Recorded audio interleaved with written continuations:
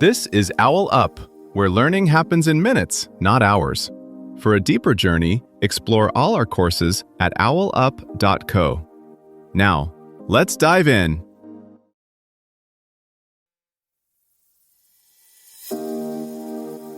Welcome back to Chapter 4 of our series, Money Mindset, Transform Your Financial Identity.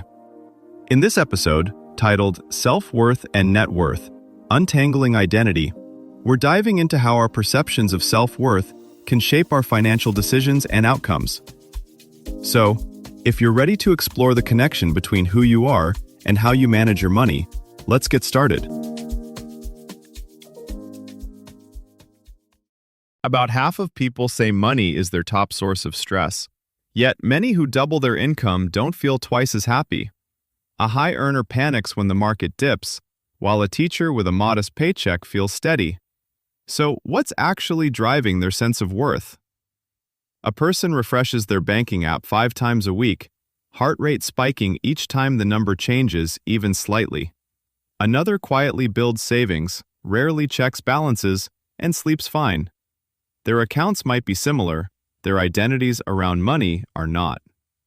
Research shows that when "how much I have" starts to answer "how much I matter," we slip into what psychologists call balance sheet self-esteem. That's when a dip in your account feels like a verdict on your value, and a big win feels like proof you finally are enough. This fusion doesn't just feel bad, it shapes behavior, pushing some into risky bets, overspending to signal success, or underspending from fear. In this episode, we'll explore how self-worth actually forms, why money is such a tempting shortcut, and how to rebuild an identity where your net worth is a tool, not your report card. Psychologists, behavioral economists, and neuroscientists point to a similar pattern. The people who feel most grounded around money don't ignore it, they just don't use it as a mirror for their identity. Their self-worth is fed elsewhere, through competence at work, close friendships, creative projects, community roles, or spiritual life. Money still matters, but more like seasoning in a dish than the main ingredient.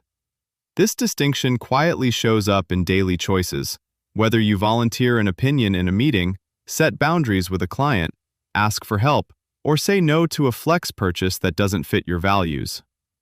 Money researchers sometimes talk about 2 ledgers running in parallel, your financial balance sheet and your psychological balance sheet. One tracks assets and debts in dollars, the other tracks things like mastery, connection, integrity, and impact. Problems start when those 2 ledgers get collapsed into one, and the only line item that seems to count is money. You can see this in how people react to the same number. Someone with $5,000 in savings might feel safe because it represents months of discipline, or ashamed because it's less than a friend's bonus. The math hasn't changed. The story about what that number means has. That story is where identity sneaks in. 3 ingredients tend to fuse money and worth. First, comparison. Your brain is constantly running relative value calculations. Social media, housing, schools, even hobbies become price tag status cues. Behavioral economists call this reference dependence. $80,000 feels rich in one circle and behind in another. If your reference group shifts upward, your felt worth can drop even as your income rises. Second, narrative. Many of us absorbed scripts like, real adults own a home, success means a 7-figure exit, or good parents give their kids more than they had. These aren't neutral beliefs, they create performance targets.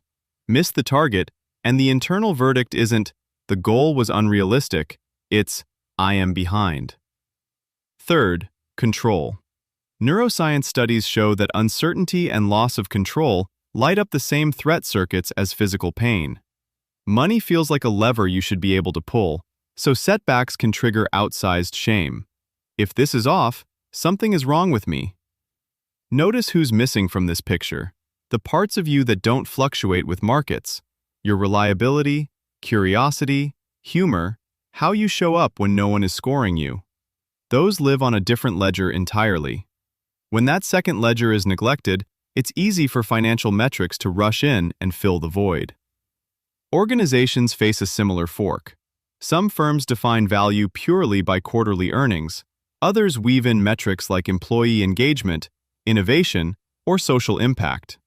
The CECP data on purpose-driven companies outperforming over time suggests that broader definitions of value don't just feel better, they can be more resilient.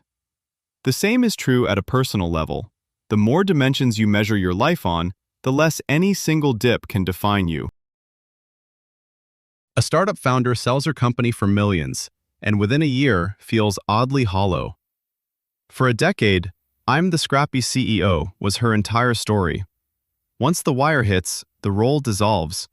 And without a deeper identity, the windfall amplifies confusion instead of security. In contrast, a nurse who will never appear on a rich list ends her shifts exhausted yet grounded. Her inner scoreboard tracks lives helped, not digits. You can see the split at small scales too. One person quietly renegotiates a salary after realizing their value to the team isn't pegged to last year's offer. Another stays in a toxic job because the title props up a fragile ego. Same labor market, radically different anchors.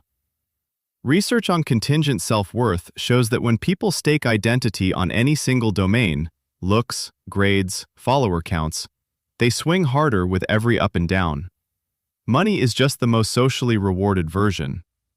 Diversifying the places you derive worth from acts like psychological risk management.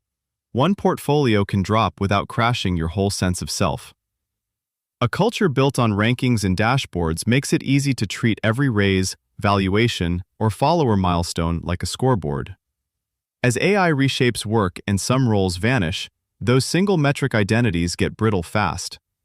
Think of what happens when an athlete retires with no plan beyond the sport. The upside: schools, apps, even HR teams are beginning to track belonging, growth, and contribution, hinting at a future where doing well and being well are measured together. So as your accounts rise or fall, notice what never appears on a statement: the calm after a hard choice, the friend who calls because you listen well, the quiet pride of learning a new skill. Let money fund the life you're crafting, not narrate it.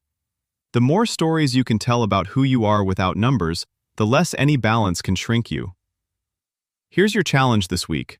Every time you check your bank account, investment app, or think about your income, pause and say out loud, "My net worth is a number. My self-worth is my values, relationships, and character." Then list exactly 3 non-money things you're proud of in that moment. Sometime in the next 24 hours, tell one trusted person, "I'm experimenting with separating who I am from what I earn," and share one story from your life that made you proud but had nothing to do with money. For the next 7 days, do one thing daily that reflects your values but doesn't change your net worth, like mentoring someone for free, creating something you don't sell, or spending unrushed time with someone you care about. And jot the specific action and how you felt in your phone notes. This was OwlUp, your daily step forward. This series continues with more chapters on OwlUp.co. Visit OwlUp.co to access the complete course and continue your learning journey. See you there!